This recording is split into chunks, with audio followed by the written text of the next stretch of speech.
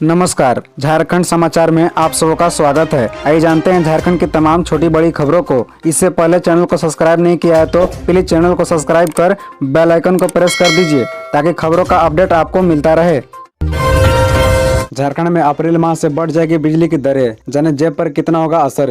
दरअसल अगले महीने से बिजली की दरें बढ़ जाएगी। अप्रैल माह के अंत तक बिजली की नई दरें घोषित होगी। बिजली की दरों में कितनी वृद्धि करनी है, इसका फैसला निर्धारण नियामक आयोग द्वारा आयोजित जन सुनवाई के बाद तय होगा। आयोग ने जेबीवीएनएल के लिए जन सुनवाई की तारीख तय की है। 1 अप्रैल से 13 अप्रैल के बीच इसका आयोजन होगा। बता दें कि जेबीवीएनएल की ओर से दाखिल टैरिफ पिटीशन के आधार पर सुनवाई होगी। यहाँ अलग अलग उपभोक्ताओं से पिटीशन पर चर्चा होगी। 13 अप्रैल के बाद आयोग कभी भी बिजली की नई दरें घोषित कर सकता है। गौरतलब है कि बिजली दर निर्धारण नियामक आयोग ने जेबीवीएनएल को निर्देश दिया है कि प्रस्ताव पर आपत्ति और सुझाव उपभोक्ता से लेना है। उन्हीं सुझाव के आधार पर संशोधन करना है। इसके लिए जेबीवीएनएल को 3 मार्च तक का समय दिया गया था। जवाब में जेबीवीएनएल ने कहा कि उन्हें तय सीमा तक उपभोक्ताओं ने कोई आपत्ति या सुझाव नहीं दिया।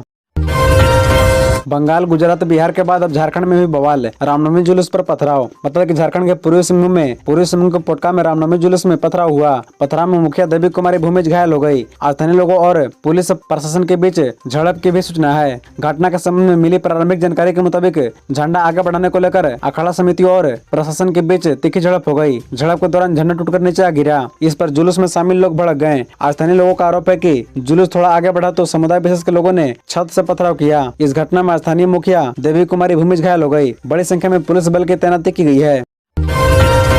झारखंड में 1000 करोड़ रुपए के अवैध खनन करने वाले आरोपियों घर में होगी कुर्की जब्ती। दरअसल आपको बता दें कि प्रवर्तन निदेशालय ने झारखंड के साहिबगंज जिले में हुए 1000 करोड़ रुपए के अवैध खनन केस में आरोपियों दाऊ यादव और सुनील यादव के खिलाफ कुर्की जब्ती का आदेश जारी किया है। केवल इतना ही नहीं, दाऊ यादव के बेटे राहुल और उसके पिता के खिलाफ भी गैर जमानती वारंट जारी किया गया है। साहिबगंज में हुए 1000 करोड़ रुपए के अवैध खनन केस में मुख्य आरोपी पंकज मिश्रा के सहयोगी चंदन और सूरज पंडित के खिलाफ भी वारंट जारी किया गया है। गौरतलब है कि कई बार समन किए जाने के बाद भी दाऊ यादव और सुनील यादव ईडी के समझ पेश नहीं हुए हैं। गौरतलब है कि साहिबगंज जिले में एक बाहुबली के रूप में पहचान रखने वाला दाऊ यादव आखिरी बार 18 जुलाई को ईडी के समझ पेश हुआ था। उसने रांची स्थित ईडी कार्यालय में हाजिरी लगाई थी। पेशी के बाद वह मां का बीमारी का हवाला देकर साहिबगंज लौट गया था। इसके बाद से वह अब तक ईडी के रडार से बाहर है। ईडी ने धीरे धीरे जांच का दायरा बढ़ाया और दाऊ यादव के परिवार के सदस्यों एवं रिश्तेदारों के खिलाफ केस दर्ज किया। कई बार रिश्तेदार भी चस्पा किया गया है।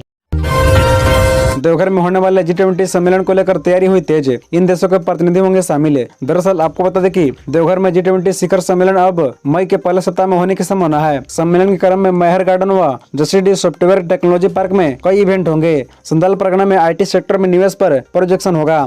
डिजिटल इंडिया के तहत कैसे ग्रास रूट पर बिजनेस और सर्विस के साथ रोजगार के अवसर पर कई प्रोजेक्शन होंगे। साथ ही देवघर से देश भर में हवाई मार्ग व रेल मार्ग की कनेक्टिविटी की सुविधा व पर्यटन उद्योग की संभावनाओं पर चर्चा होगी। देवघर में G20 सम्मेलन को लेकर 29 मार्च को दिल्ली में सूचना एवं प्रौद्योगिकी मंत्रालय ने विभागीय तैयारी की समीक्षा की। इस दौरान IT से जुड़े विभागीय अधिकारियों के साथ साथ देश के IT कंपनियों के प्रतिनिधि भी शामिल हुए। बैठक में देवघर में सम्मेलन के दौरान होने वाले इवेंट का प्रोजेक्शन भी किया गया। पता चले कि सम्मेलन में 15 देशों के डेलीगेट्स हिस्सा लेंगे। इसमें America, England, France, Germany, Spain समेत यूरोप के अन्य देशों के डेलीगेट्स हिस्सा लेंगे।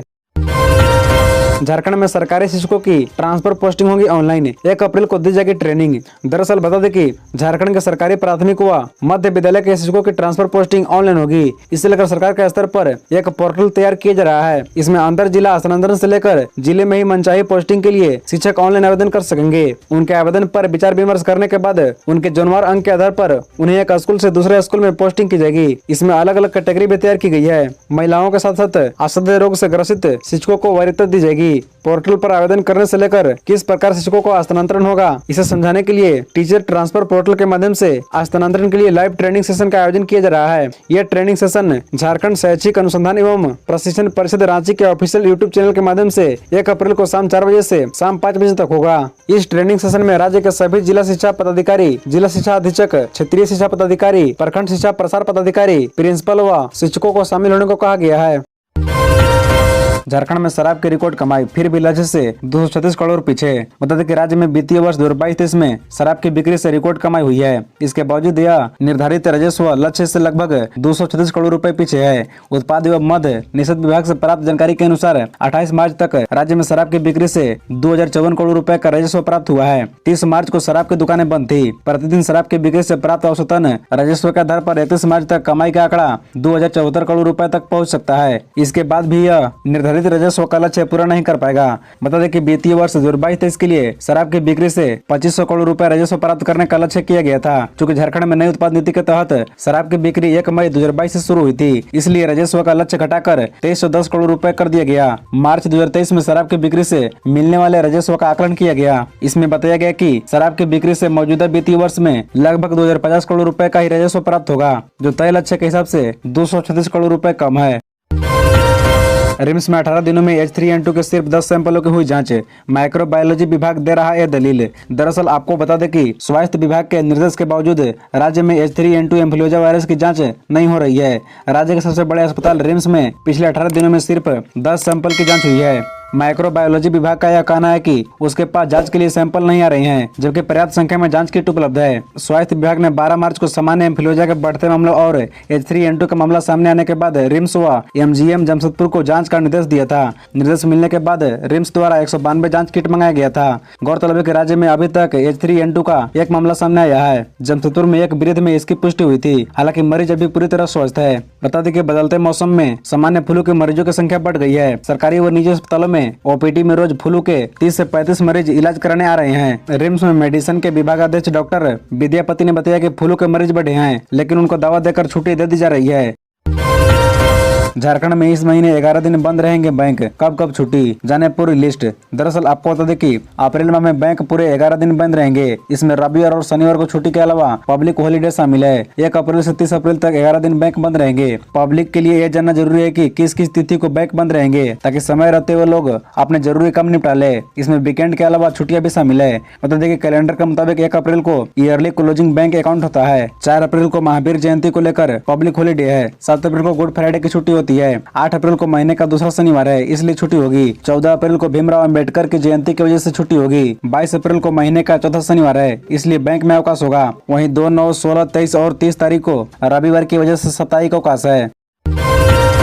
अंकित की पढ़ाई में गरीबी नहीं बनेगी बाधा, सीएम हेमंत ने मदद का हर संभव दिया आदेश। बता दें कि बोकारो का गोमिया स्थित बड़की पुनः निवासी अंकित कुमार की पढ़ाई में अब गरीबी बाधा नहीं बनेगी। सीएम हेमंत सोरेन के आदेश के बाद उसे पढ़ाई में मदद पहुंचाने की प्रक्रिया शुरू कर दी गई है। साथ ही उसके परिवार वालों को सरकार की विभिन्न योजनाओं से जोड़ा जा रहा है। मालूम हो कि अंकित की परिवार वालों की आर्थिक स्थिति अच्छी नहीं होने के कारण मैट्रिक के बाद आगे की पढ़ाई जारी रखने में काफी परेशानी हो रही थी। इसको लेकर अंकित ने सीएम को पत्र लिखकर पढ़ाई जारी रखने के लिए आर्थिक सहयोग की अपील की थी। पता चले कि मुख्यमंत्री ने संज्ञान में लेते हुए तत्काल बोकारो डीसी को अंकित की पढ़ाई के लिए हर संभव सरकारी सहायता पहुंचाते हुए सूचित करने का आदेश दिया। साथ ही अंकित के परिवार वालों को जरूरी सभी योजनाओं से जोड़ने का निर्देश दिया। सीएम ने कहा कि पढ़ाई में गरीबी बाधा न बने, इसके लिए सरकार हर स्तर पर कई योजनाएं लेकर आई है। इस संबंध में बोकारो डीसी ने बताया कि अंकित कुमार एवं उसके परिजनों से संपर्क कर लिया गया है। अंकित के उज्जवल भविष्य को लेकर जिला प्रशासन से जगह है। सभी कल्याणकारी योजनाओं से अंकित के परिवार वालों को जोड़ने की प्रक्रिया शुरू कर दी गई है।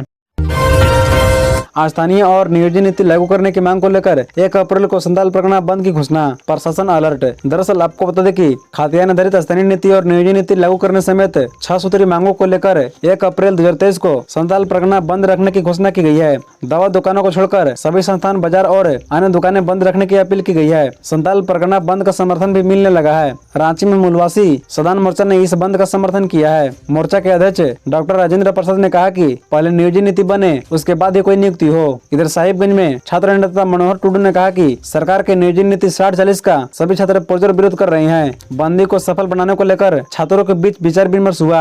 इसमें खाद्यान्न आधारित स्थानीय नीति और नियोजन नीति को लागू करने 60 और 40 नियोजन नीति का विरोध, तृतीय और चतुर्थ वर्गीय नौकरी में 90% झारखंड वासियों के लिए सुरक्षित करने समेत 6 सूत्री मांगे शामिल है। खबरों से जुड़े रहने के लिए चैनल को सब्सक्राइब, वीडियो को लाइक एवं एक दूसरे से शेयर जरूर करें। धन्यवाद।